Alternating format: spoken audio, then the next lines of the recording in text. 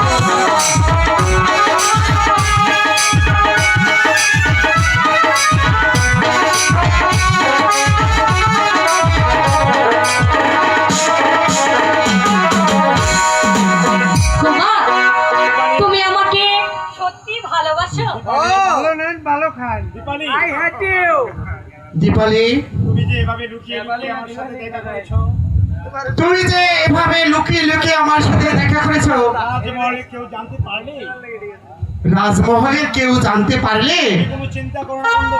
তুমি কোনো চিন্তা করো না বন্ধু, উনারা পৌঁছানোর আগে আমি রাজপ্রাসাদে ফিরে যাব। চলো এবার যাওয়া যাক। তোমাকে তোমাকে আমি অনেক ভালোবাসি, সাগরের মতোই গভীর, আকাশের মতোই অসীম। আমার এই প্রেম আমি কারে দিছি? তোমাকে দিলাম। আমি ছিলাম